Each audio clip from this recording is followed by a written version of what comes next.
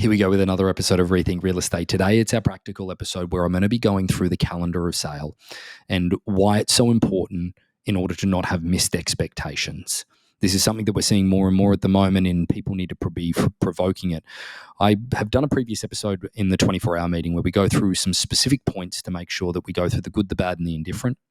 In that 24-hour meeting, it should be structured to be getting listing documents signed, okay, even though it might be DocuSign or whatever it may be, then going through the finer points of the 24-hour meeting, okay, then the calendar of sale. I believe that one, this is the primary focus for a scalable business. To do more and more and more and more business is have a set foundation of service, but it also makes sure that there are no missed expectations. I say this in the episode, but I want to reiterate it again now. Some of the biggest feedback that we get about agents from a third-party perspective is that a seller was expecting them to do something in the transaction that they didn't do. But an agent doesn't know what they don't know, in the sense that the agent usually is oblivious to what they were supposed to do or what the seller thought they needed to do. And that is where the conflict comes into play. Even if they got them the desired outcome, there is still a seed of doubt. Hopefully this helps. Welcome to Rethink Real Estate. My name is Ben Brady, and this is a real estate podcast aimed to deliver sales strategies, marketing tips, and business insights from industry experts and myself to build a listing-focused business for the future. Let's get into it. Systematically understanding your business from a calendar perspective is one of the most important things to making sure that your business is scalable. It's interesting that I've made reference in a couple of the episodes that I've done so far, in the sense that the 24-hour meeting is an important step in the onboarding process to bringing a seller on to your platform and making sure that there are no mixed lines of communication, going through the good, the bad, and the indifferent, and crossing bridges before you get there, and whatever you need to say in order to understand that you are onboarding that client to prepare them for the good, the bad, and the indifferent. Now, part of that process in the 24-hour meeting that we have discussed is 24 hours after they have said yes, going back, signing paperwork, because I really don't believe that the pressure cooker of that closing strategy that I've already sold you on or already spoken to you about in the previous episode that we did from a practical standpoint, I really think that the gold here is in the calendar of the transaction. It was one of the things that really allowed my business to scale, but then also many people that I've observed in the real estate industry have one thing when it comes to being able to deal in volume, is that they have a systemized process where the expectations are set at the very beginning of everything that is going to happen. So, for example, when you sit down in that 24-hour meeting, sure, those points are important to go through to make sure that it gives you some, tangible items to talk about in the future, and it gives you something to go back and reference to in the sense of, hey, the definition of insanity, Mr. and Miss Seller, do you agree? Of course they're going to agree, but going back to it later and saying, hey, we brought this up in the beginning, and that is one of the reasons that we did, is an important step in the education process. But the expectations process is probably maybe going to the next level of where you should be focusing your time as well, because one thing that I believe is missed expectations of what they're expecting from their agent is the one reason where us as third parties have to come in and, for lack of better terminology, mop up the mess of what is happening.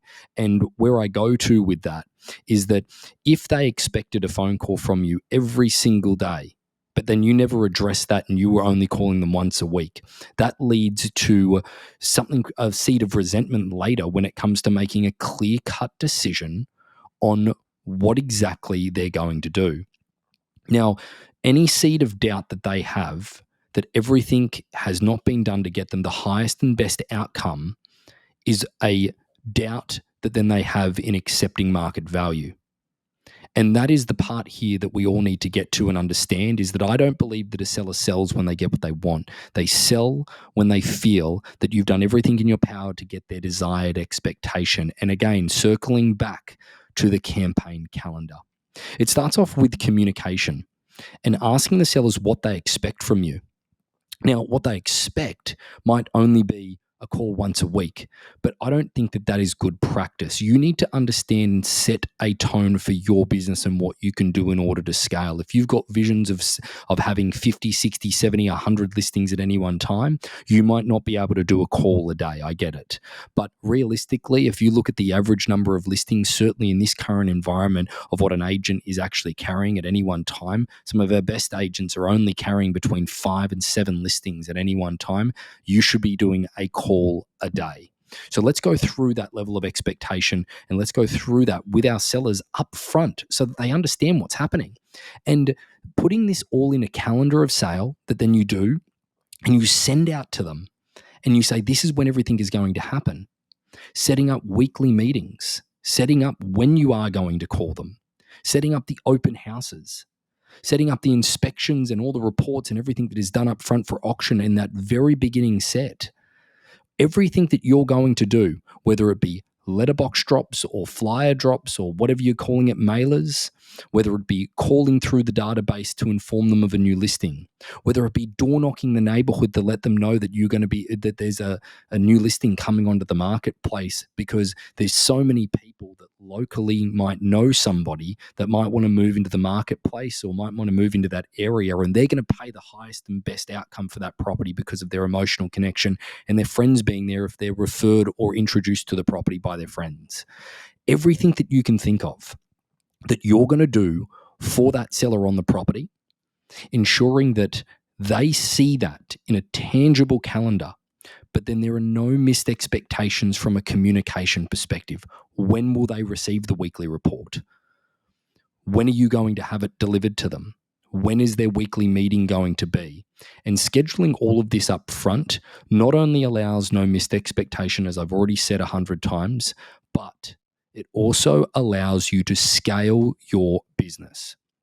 So, for example, is that you can overlay that calendar for every single listing that you have moving forward, and it becomes a tangible format that, one, you can give to a seller for process of elimination, but so that then you can also plug and play for your next listing. Yes, there are different clients. Yes, there are out-of-state clients. Yes, there are, different situations that happen, but at least you have a foundational start to where you get to. And then you can see, and then you can tell whether or not you can scale that level of communication up, or you might need to scale it down depending on your business.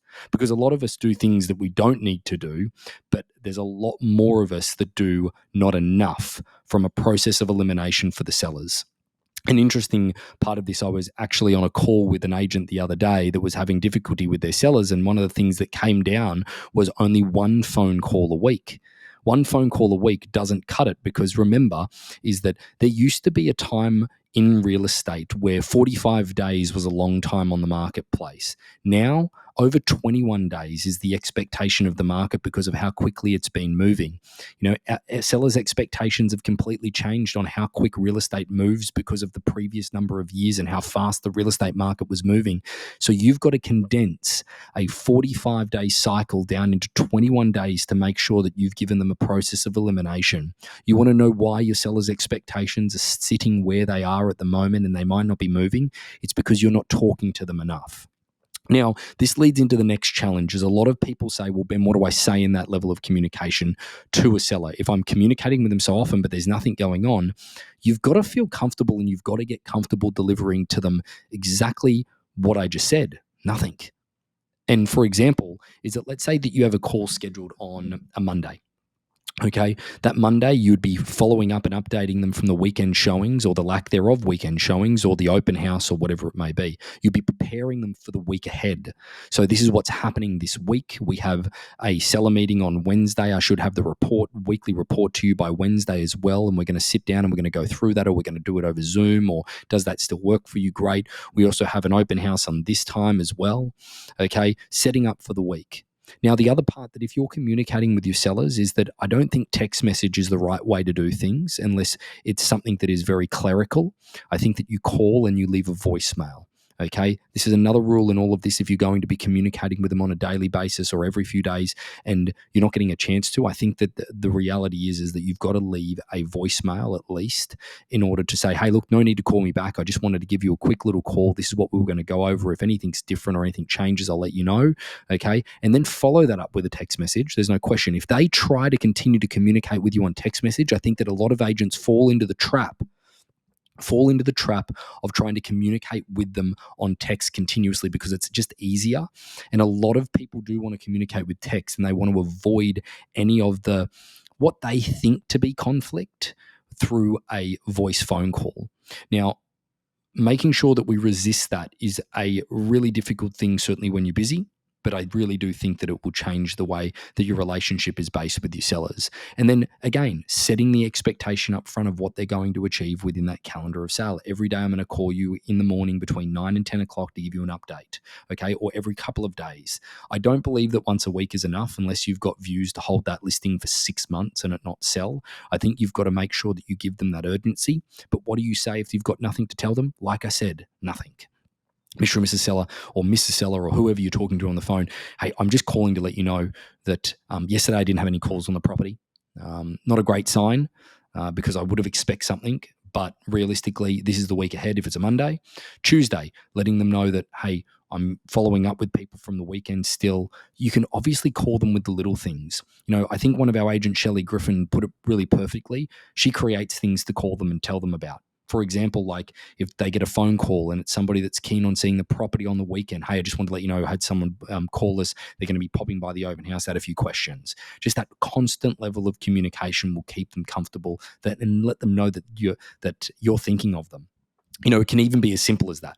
It can even be as simple as calling and going, hey, look, I haven't had any phone calls today, but I just wanted to let you know that we're thinking of you and we're doing everything in our power to make sure that we're following up with the people that have been interested, pushing the property out, changing the descriptions, moving the photos around, whatever it is. They just want to know that you're thinking of them.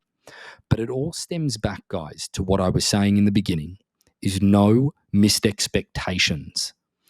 Too often, if we don't bring this up, okay, with the seller in that 24-hour meeting where you're getting listing contracts signed, you're going through the points in the 24-hour meeting, and then you're setting a calendar of sale, is that too often we walk into situations as third parties in the auction team where the seller is annoyed at the agent and the agent doesn't know why.